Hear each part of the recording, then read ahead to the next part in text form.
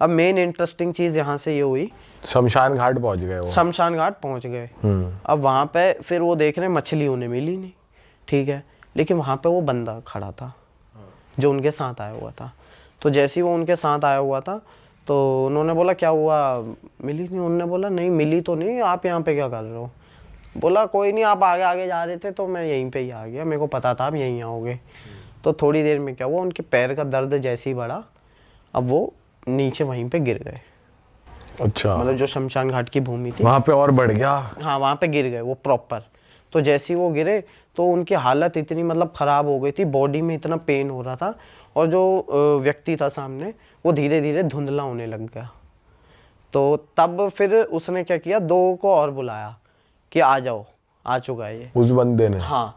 तो वो कह रहे कि मेरे को हल्की हल्की आंखों से दिख रहा है कि ये 2-3 चीज़ें आ रही हैं। तो एक ने बोला कि चलो भाई उठाओ इन्हें, हो गया। तो उनने बोला चल ठीक है उठाते हैं। तो उन्हें ऐसा हाथ दे रहे हैं और उठा दिया और बोले चल हमारे साथ। 100 मीटर लेके जा रहे हैं और वो फिर उनका दिमाग जैसे कंट्रोल से बाहर जा रहा है, वो फिर घूम के आ जा रहे हैं कि नहीं यार मेरे को तो कहीं और जाना था, मैं यहाँ क्या कर रहा हूँ। तो फिर वो कह रहे हैं कि अरे नहीं इसे दोबारा लेके चलो। फिर दोबारा लेके जा रहे हैं, थोड़ी देर में फिर वो पलट के वापस आ जा रहे हैं उस जगह पे कि नहीं नहीं मेरे को तो कहीं और ही जाना था और मैं कहीं गलती जगह जा रहा हूँ। अब हुआ क्या, उनने बोला तुम छोड़ो यार, मेरे को जाना ही नहीं है कहीं, शादी वादी गई ऐसी तैसी में, और मैं यहीं पे सो रहा हूँ। उनने बोला अरे ये जगह सेफ नहीं है, आप चलो तो सही, हम आपको सेफ। बोला नहीं नहीं मैं यहीं सो रहा हूँ, और उनने वहीं पे सो गए। तो वो जो इनको और जो बंदे आए थे वो इंसान के रूप में ही दिख रहे हैं, इंसान वो के भी रूप में ही शायद थे, छलावा था। अच्छा, वो एक तरीके से माइंड को इस तरीके से उन्होंने क्रिएट किया कि वो चीज़ें उन्हें धुंधली लगें कि मतलब उन्हें शक ना हो कि ये असल में चीज़ क्या है। तो अब वहाँ पे प्रॉब्लम ये हुआ कि वो सो गए प्रॉपर। तो जिन शादी में जाना था वहाँ तो पहुँचे नहीं, तो लोगों को ये लगा कि ये निकले तो साथ में थे, अब ये गए कहाँ। अब वो उनके घर पे गए, घर पे थे ही नहीं। तो लोगों को लगा कि कहीं गिरा ना गए हों, तो सब लोग ढूंढने लग गए, परिवार वालों को भी कॉल चली गई कि मिले नहीं। तो किसी ने बताया कि ये यहाँ पे लेटे हुए हैं, वहाँ सो रहे हैं। हाँ। तो जब वहाँ पे देखा तो सबसे शॉकिंग बात आपको बताऊं, जो जगह थी मुश्किल से 5 किलोमीटर दूर, वो पहुँचे हुए थे 25 से 30 किलोमीटर दूर किसी जगह पे। मतलब वो पैदल पैदल उन्हें 25 किलोमीटर आगे ले गया था। और वो लग रहा है कि मैं तो 5 किलोमीटर ही चला हूँ बस। फिर उसके बाद तो वो चीज़ें इतनी शॉकिंग हुई कि जैसे ही उन्हें उठाया गया तो बड़ी मुश्किल से वो उठे, क्योंकि अब इतना कोई चल ले व्यक्ति एक बारी में, और तो उनके हाथ पैर पूरे फूले हुए थे। तो उन्हें लेके गए, उनसे पूछ रहे हैं कि क्या हुआ, आप ऐसे कैसे? तो उनने बोला पता नहीं, ये चीज़ मेरे को कंट्रोल कर रही है। तो उन्होंने कहा चलो कोई नहीं, आप घर तो चलो, फिर किसी को बुलाते हैं, दिखवाते हैं कि क्या चीज़ है। अब ठीक है, अब उन्हें प्रॉपर लेके गए, घर वर पे लेके गए, ठीक है, उन्हें बिठाया। तो लोगों को ये लगा कि मेनली ये झूठ बोल रहे हैं, इन्होंने ड्रिंक करी होगी, और ड्रिंक करते करते ये वहाँ पहुँच गए और इन्हें कुछ पता वता नहीं है। तो लोगों ने उस चीज़ को ध्यान में रखते हुए उन्हें घर छुड़वा दिया कि तुम आराम करो, खाना खाओ और सो जाओ, हो गया, ठीक है। अब हुआ क्या कि जो वहाँ की फीमेल्स थी ना मेनली, अब जो उनकी वाइफ वगैरह थी वो सारे दिल्ली आए हुए थे, तो वो गाँव में अकेले थे उस टाइम पे। तो हुआ क्या कि वो उठे तो कह रहे कि मेरे को ये ऐसा लग रहा था यहाँ पे पेन हो रहा है मेरे। तो उनकी मुंडी इस तरीके से थी और वो सीधे सीधे चले जा रहे, मतलब एक तरीके से घर से निकले, इधर देख के सीधा चल रहे हैं। हाँ, अपने तबेले में जा रहे हैं, फिर वापस आ रहे हैं, फिर किसी के घर जा रहे हैं, फिर वहाँ से वापस आ रहे हैं। तो अब जो फीमेल्स थी वहाँ की, उनने नोटिस किया कि यार इनका रवैया मतलब कुछ एबनॉर्मल सा लग रहा है, नॉर्मल नहीं लग रही है, क्योंकि ड्रिंक करी होगी तो रात को करी होगी और नशा इतनी देर रहता नहीं है, तो ये चीज़ चल क्या रही है। तो उन्होंने बोला क्या हुआ, आपको कोई दिक्कत है? तो उन्होंने बोला ये पता नहीं कैसी चीज़ है, मेरे को बैठने नहीं दे रही है, ये मेरे को दौड़ाए जा रही है इधर से उधर, और कह रही है कि बस तेरे को गाँव से बाहर लेके जाना है। उनके अंदर कोई ऐसा लग रहा है कोई ये सब करवा रहा है। तो चीज़ क्या हुई कि उनके घर में माँ आदि शक्ति थी, माँ नंदा, तो वो क्या कर रही थी, वो गाँव से बाहर नहीं जाने दे रही थी उस शक्ति को, कि मतलब वो उनके क्षेत्र से बाहर ना जा पाए, क्योंकि एक बार बाहर चले गया तो वो उसके कंट्रोल में है, वो कुछ भी कर सकता है, ठीक है। तो अब लोगों ने नोटिस किया कि अब पक्का कुछ एबनॉर्मल चीज़ है, ये नहीं है, तो किसी व्यक्ति को बुलाया। तो उन पर कोई शक्ति आती थी। तो उन्होंने जैसे हमारे वहाँ कहते हैं भभूत लगाते हैं ना राख को, तो राख को जैसे ही उनने सर पे लगाया तो सर पे लगाते ही मतलब एक होता है ना कि जैसे ही वो बंदा कांटेक्ट में आता तो उनके वाइब्रेशन रोंगटे से पहले ही खड़े होने लग गए। तो उन्होंने बोले पक्का कुछ चीज़ तो है, एक बार ट्राई कर लेते हैं। और वो भी कोई इतने बड़े मतलब वो नहीं थे साधक वगैरह, उनने नॉर्मली लगाया तो उनके मुंह से फटकार छूट गई जो भी शक्ति की आती है। तो उनने बोला इन पे चीज़ है, पक्का कोई है, आप किसी अच्छे उन गुरु को बुलाओ जो इन्हें ठीक कर सके। अब वो हुआ क्या कि वो एनर्जी हो गई आउट ऑफ कंट्रोल, क्योंकि उस पर किसी ऐसे व्यक्ति ने हाथ डाल दिया था जिस पे देवता आता था। अब उसे पता लग गया सामने पॉजिटिव, उसने जीना हराम कर दिया, उसने ना खाने दिया ना पीने दिया।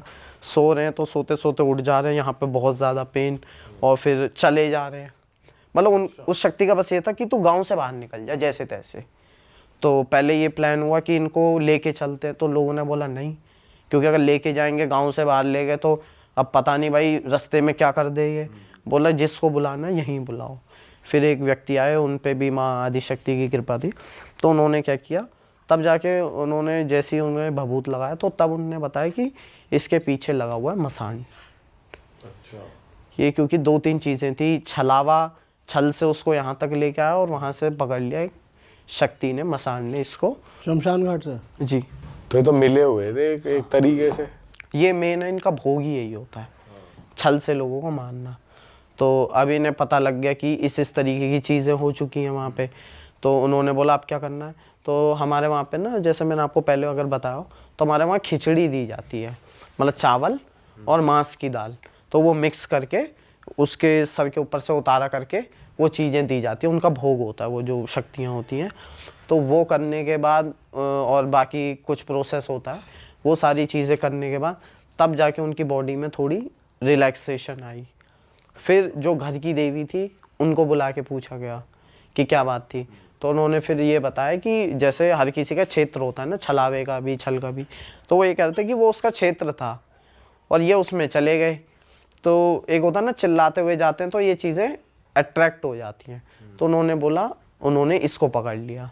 तो इनको जब पकड़ लिया तो जैसे शमशान में शमशानी भैरव का भी निवास होता है ना, भैरव का भी होता है, काली का भी होता है, तो वैसे ही माँ आदिशक्ति ने उनको उस टाइम पे बचा लिया।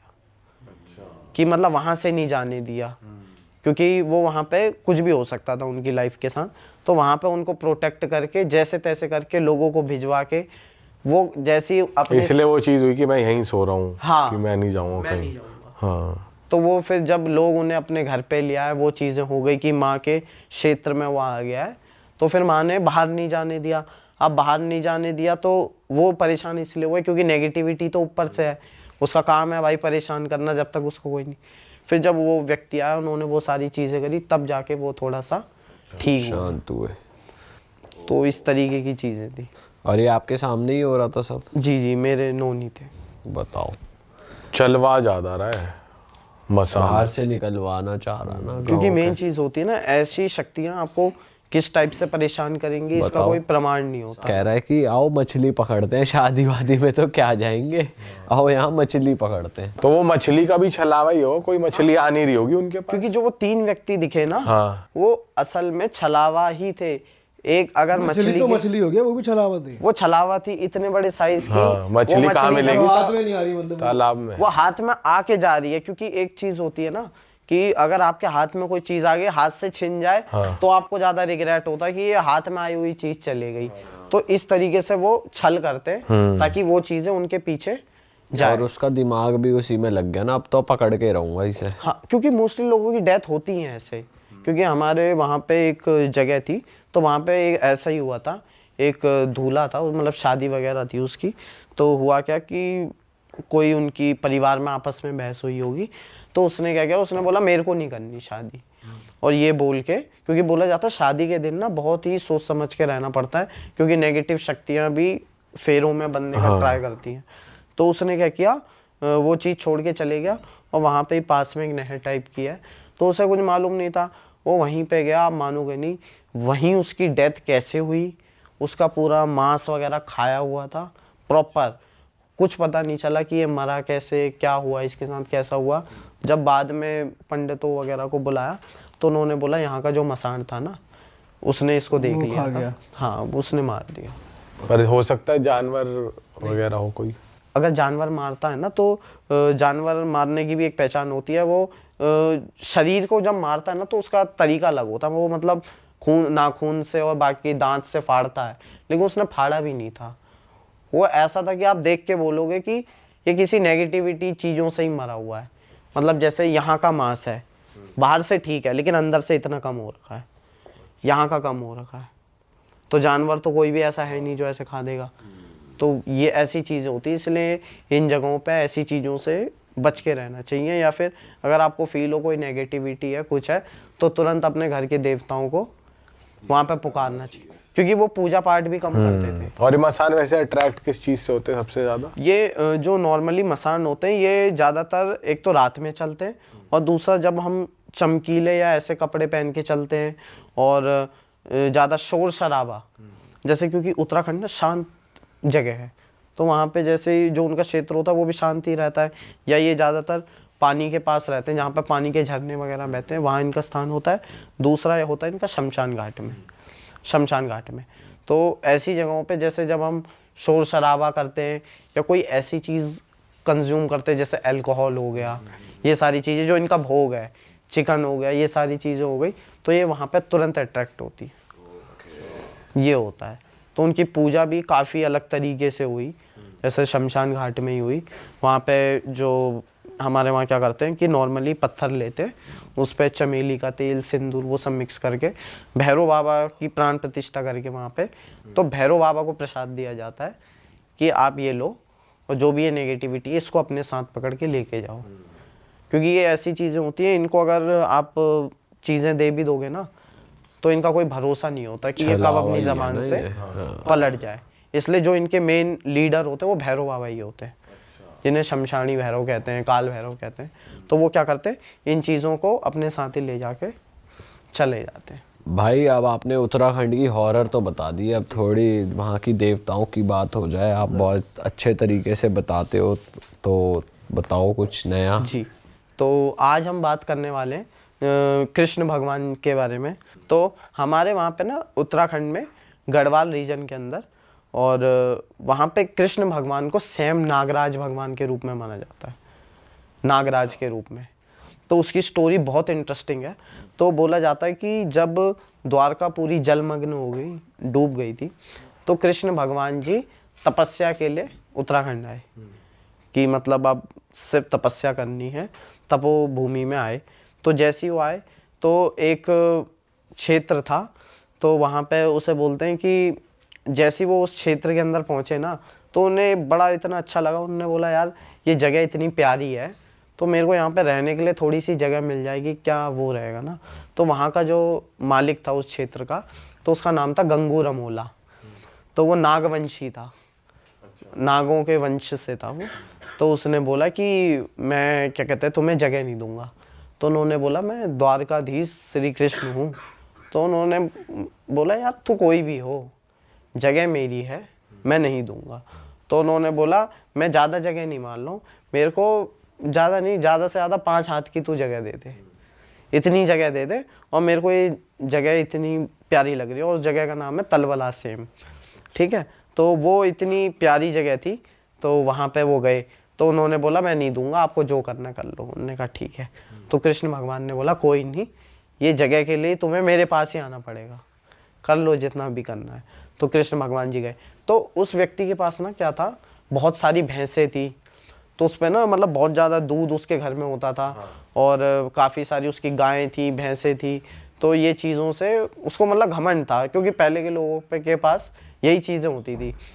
तो ठीक है, तो कृष्ण भगवान ने क्या किया, उस क्षेत्र में जितने भी उसके मतलब भैंसें थी ना जो दूध देती थी, सबका दूध बंद हो गया। जैसे उसने कृष्ण भगवान को जगह देने से मना किया, उनका दूध बंद हो गया।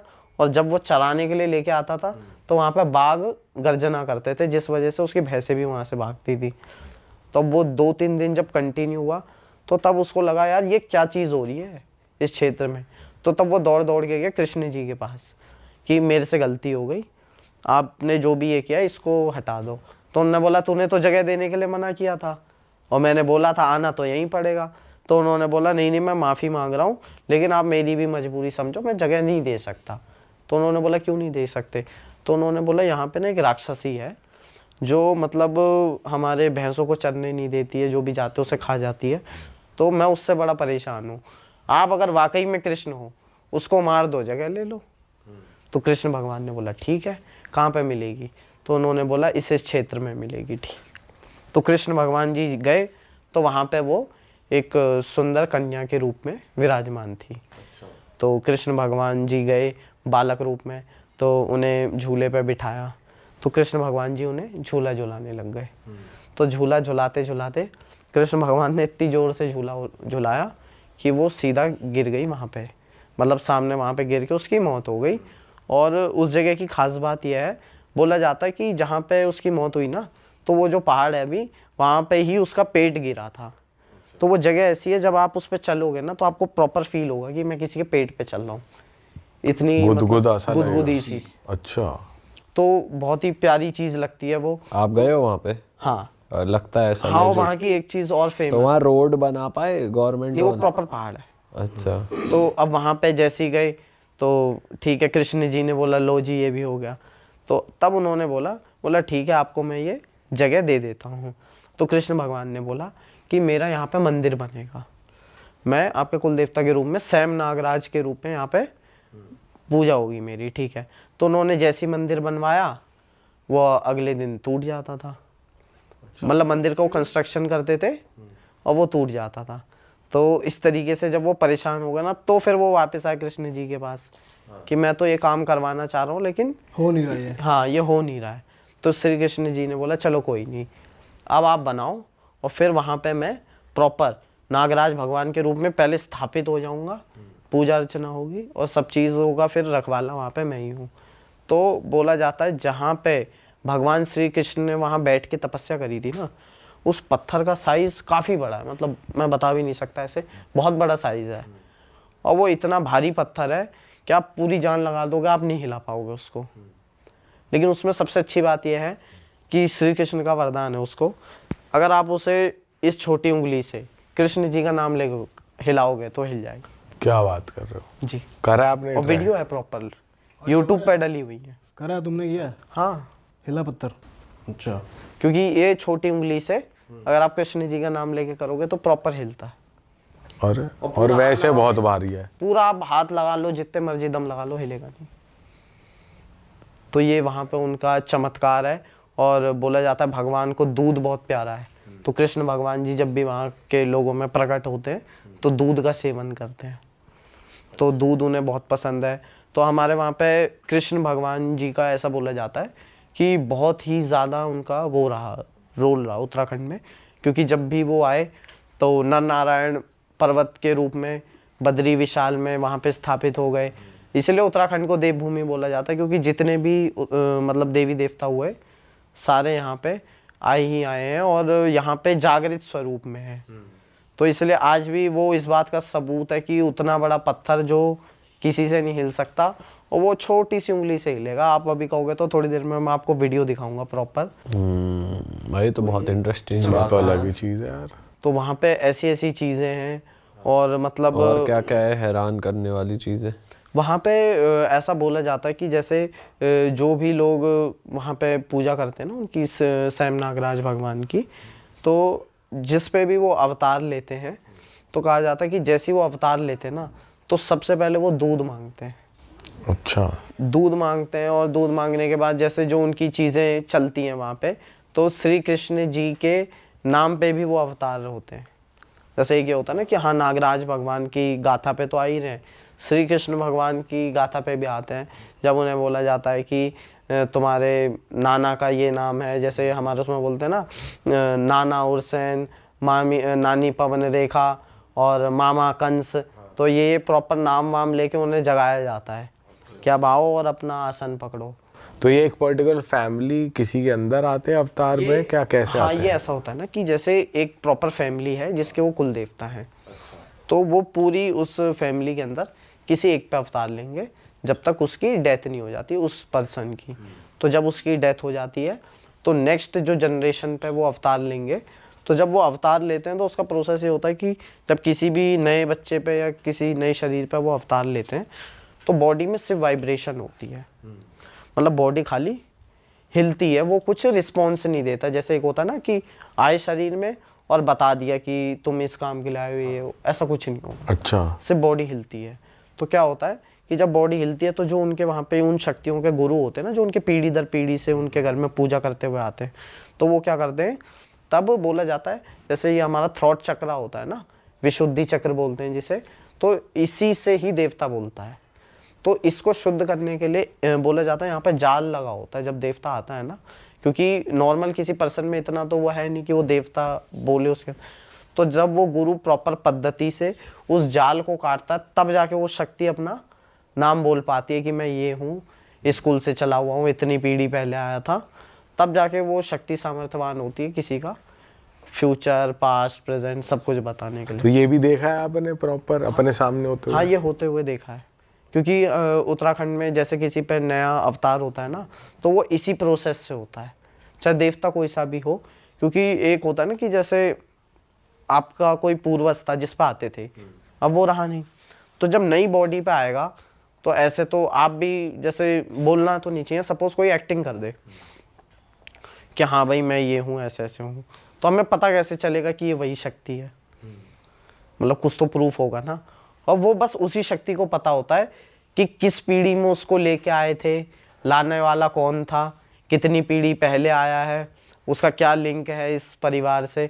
तो वो जब पहले अपना प्रूफ देता है कि जो शक्ति आई हुई है ये सही है और ऐसे ऐसे करके मैं आया हूँ, और फिर जो घर के बाकी देवी देवता होते हैं वो उनको अप्रूव करते हैं कि हाँ ये शक्ति ठीक है, अब इसका आसन लगाओ, अब ये अपने आसन में बैठने के लिए तैयार है। तो जब वो अपने आसन में बैठते हैं तो वो सामने वाले व्यक्ति का पास्ट, फ्यूचर, प्रेजेंट जो आप बोलोगे कुछ भी सब पूछ लो। हाँ। और अभी रिसेंटली जब मैं गया हुआ था तो एक बहुत ही ऐसी चीज़ हुई कि जो बताऊंगा तो आप थोड़ा शॉक हो जाओगे। अब एक हुआ क्या, मतलब उत्तराखंड में तो नहीं हुई, तो यहाँ पे जैसे आपने इस जगह का नाम सुना होगा यार, वसंत कुंज से आगे है, महिपालपुर एग्जैक्टली। तो महिपालपुर में फैमिली रहती थी, तो वो हमारे ही मतलब महिपालपुर में ही क्या हुआ था कि एक ना पंजाबी फैमिली के एक व्यक्ति थे, वो डॉक्टर थे पेशे से वो डॉक्टर थे। तो लेकिन उन्होंने ना गुप्त में, जैसे एक होता है ना कि किसी व्यक्ति का पता नहीं होता कि ये मतलब अपनी प्रेजेंट लाइफ में या प्राइवेट लाइफ में क्या कर रहा है, साधना कर रहा है या किस प्रकार का तो वो व्यक्ति साधना करता था। तो वो जब साधना जैसी चीज़ों में एंगेज था तो उसने माँ काली की साधना करी हुई थी। तो वो क्या हुआ, घर में आता है बैठता है। तो बैठने के बाद क्या हुआ कि वो इधर उधर ना मतलब नज़रें दौड़ाने लग गया।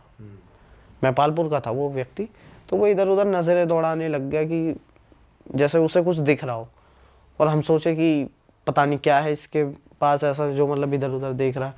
तो हमने नोटिस किया लेकिन हमने कुछ बोला नहीं, क्योंकि जैसे अगर आप कोई भी मेहमान आया उसको ऐसे नहीं टोक सकते, तो हमने कुछ बोला नहीं।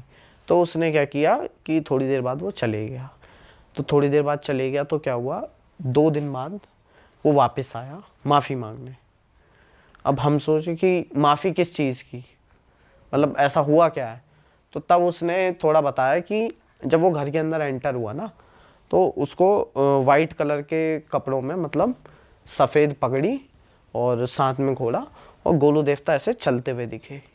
अब वो था पंजाब से, उसे पता नहीं था कि कौन है क्या है, तो उसको ये लगा कि ये कोई ऐसी शक्ति है जो इन्होंने सिद्ध करी हुई है।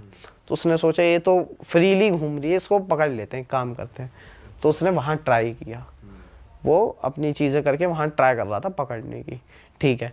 तो उसके बाद वो बता रहा कि शाम को वो प्रॉपर घर गया, घर जाके उसने ये चीज़ें चालू कर दी कि वो शक्ति मुझे चाहिए, क्योंकि भाई जिसने काली की सिद्धि करी हो और बैठे बैठे पकड़ने की सोच रहा हो और हाथ में ना आ रहा हो, वो तो समझ गया कि पावरफुल चीज़ है। उसका मेन इंटेंशन था कि इससे काम करवाऊंगा। अब वो उनको सिद्ध करना चाह रहा है। हाँ, सिद्ध भी नहीं, पकड़ना चाह रहा है। एक होता ना सिद्ध की प्रॉपर, हम किसी गुरु की गाइडेंस में पूछेंगे क्या चीज़ थी, मुझे भी यही चाहिए। उसका ये था कि ये जो इनके घर में था कुछ भी था पावर कैद कर लो एक तरीके हाँ, से। एक तरीके से पकड़ के इससे काम करवाओ। तो उन्होंने क्या किया, उन्होंने देखा वो चीज़। अब वो घर पे गए, उन्होंने अपने अनुष्ठान चालू किए और काली माँ को भेज के कि इनको लेके आओ। अब काली माँ तो काली माँ, अब वो लेके आ गई। अब वो जैसे घर के अंदर घुसे तो सारी चीज़ें हो गई डिफरेंट। अब वो व्यक्ति ने जैसे ही देखा बोला हाँ ये वही है, ठीक है। अब 2 दिन से ना वो कुछ खा पाया, वो चैन से सो भी नहीं पाया, क्योंकि वो कह रहा जैसे ही मैं सोता हूँ तो ये मेरे कान पे आगे बोलता है कि मेरे को सिद्ध करेगा, चल खड़े उठ, कर ले आजा। तो इस तरीके से, क्योंकि उनको तो वो ज़बरदस्ती लेके गए, तो उन्होंने बोला अब तूने अपने घर में बुला लिया है तो अब मेरे को आसन भी दे, खाना भी दे, और मेरे को कर पहले तू सिद्ध कर, बाकी चीज़ें मैं देखता हूँ। तो वो इतना ज़्यादा उसको परेशान कर दिया था कि फिर वापस जब उसने हाथ पैर जोड़े तो तब उनने बोला कि जिस घर से तू जाके ये चीज़ें करके लाया था ना, उसी घर में जाके माफ़ी मांग, नाक रगड़ वहाँ पे दर पे, तो जाके मैं तेरे को छोड़ूंगा। अरे बाप रे भाई, आपके घर के देवता तो बहुत स्ट्रॉन्ग है यार। क्योंकि मेन चीज़ होती है ना, मेरे ही क्या मतलब मोस्टली किसी के भी अगर देवता जागृत है ना प्रॉपर तरीके से, तो वो किसी के साथ मतलब बुरा नहीं होने देते। और उन्होंने ये भी बोला कि अगर तेरी इंटेंशन सही होती और तेरा उद्देश्य सही होता तो तू आता तो मैं खुशी खुशी तेरे पास आ जाता। बोला लेकिन वो तेरा गलत तरीके से उन्हें प्राप्त करना चाह रहा था, गलत सोच रहा था कि यार ये कि powerful है, काली मैं माँ इनसे को काम पीछे करवाता लेके हूँ। मैं इसको खींच लूंगा। तो उन्होंने बोला तूने बुला तो लिया है, मैं आ भी गया, अब तू मेरे को सिद्ध करके दिखा, और अब पहले तू मेरा खाना दे, मेरे को मेरा आसन दे, तब जाके मैं आगे का देखूंगा तेरा क्या कर। हाँ। तो फिर जब वो परेशान हो गया कि शक्ति को कंट्रोल ही नहीं कर पा रहा है, क्योंकि हर जगह के ना अपने विधान होते हैं, अब उसे कुछ पता नहीं कि ये शक्ति कौन सी है, किस टाइप की है, क्योंकि गोलू देवता का बोला जाता है ना, जिधर आसन लगा वहाँ का राजा वो है, मतलब उस घर का मालिक वही है। हर चीज़ सेकेंडरी में आ जाएगी, वो प्राइमरी में आ जाएगा। उस घर की देख रेख वही करेगा, उस घर में सारे डिसीजन उनके अकॉर्डिंग होंगे। मतलब वो शक्ति दूसरी कोई भी होगी, अगर उसको कहीं जाना भी होगा तो वो पहले उनको बताएगी, और उन्होंने बोला हाँ ठीक है तो वो जा सकती है, या बाहर से कोई शक्ति आनी होगी तो उनकी मर्जी से आएगी। तो वो तो आसन मांग रहे थे और काली माँ आसन दे नहीं रही थी। अब तो और काली माँ का तो कोई फॉल्ट ही नहीं, फॉल्ट उसका उसमें पड़ रहे थे कि तू पहले आसन ला, खाना ला और फिर सिद्ध कर पहले मेरे को। तो ये चीज़ें हो गई थी। तो इस तरीके की जब चीज़ें हुई तो उस व्यक्ति ने घर पे आके प्रॉपर नाक रगड़ के माफ़ी मांग के कि मेरे से गलती हो गई, मुझे नहीं पता था कौन सी चीज़ थी क्या थी। तो इसीलिए फिर वो मतलब बाद में बहुत ज़्यादा सॉरी फील हुआ, फिर उसके बाद से वो घर पे नहीं आएगा। भाई आपकी साधना भी चल रही थी, वो कैसी चल रही है अब? जी बहुत अच्छी चल रही है, और मेनली नवरात्रों में और दिवाली के टाइम पे, होली के टाइम पे, शिवरात्रि के टाइम पे जी तो इन्हीं टाइम पे साधना वगैरह की जाती है। तो रिसेंटली एक साधना हुई मेरी, तो उसमें बहुत ही अजीब सा और थोड़ा डराने वाला एक्सपीरियंस हुआ। किस चीज की साधना कर रहे थे आप? भैरव बाबा की, अच्छा। क्योंकि भैरव बाबा को मैं सबसे ज़्यादा मानता हूँ। तो फिर उनकी साधना थी जो गुरु जी ने दे रखी थी। तो वो जब साधना स्टार्ट हुई तो वो 9 दिन की थी प्रॉपर। तो उनकी साधना मैंने जब स्टार्ट करी तो शुरू में ऐसे कोई एक्सपीरियंस नहीं हुए, थोड़े बहुत हुए मिनिमल एक्सपीरियंस। जैसे कि मैं आपको फ़ोटो दिखाऊंगा अभी कि जब मैंने साधना करी तो जो दीपक होता है ना, दीपक की लौ, उस एक लौ में से 2 लौ क्रिएट हुई हैं। अच्छा, मतलब प्रॉपर 2 जोत। ये पहले दिन हुआ है, पहले ही दिन हुआ है, ये आई दूसरे थिंक तीसरे 3rd डे दिन? हुआ था। अच्छा। हाँ, तो मैं देख के खुद शॉक हुआ था कि ये क्या चीज़ हुई है। प्रॉपर एक दीपक में से 2 लौ निकली हुई है, मैं आपको दिखाऊंगा फोटो। हाँ ठीक है। तो ये चीज़ हुई, तो मेरे लिए ये अच्छा एक्सपीरियंस था। और बाकी साधना जैसे जैसे कंटिन्यू हुई तो लास्ट डे क्या हुआ कि नॉर्मली हमारे उसमें क्या होता है ना कि जब भी हम साधना करते हैं तो हमारी चीज़ों का, कुछ चीज़ों का परहेज रहता है। जैसे कि आप बाहर का नहीं खा सकते, वाइट नहीं खा सकते कुछ भी, और नॉर्मली फ्रूट्स लेने होते हैं। और मेरी जो साधना की पद्धति है, मैं फ्रूट्स भी नहीं लेता। मैं मतलब सुबह से लेके रात तक कुछ नहीं खाता हूँ। रात में थोड़ा सा पानी ले लिया और जो भी थोड़ी बहुत चीज़ें कंज्यूम करनी है वो, मतलब दिन भर प्रॉपर विदाउट वाटर। मतलब आप 9 दिन तक कुछ खाते भी नहीं, पीते भी नहीं, तो जिंदा कैसे रहते हो भाई? नहीं, कोई ऐसा इशू नहीं है।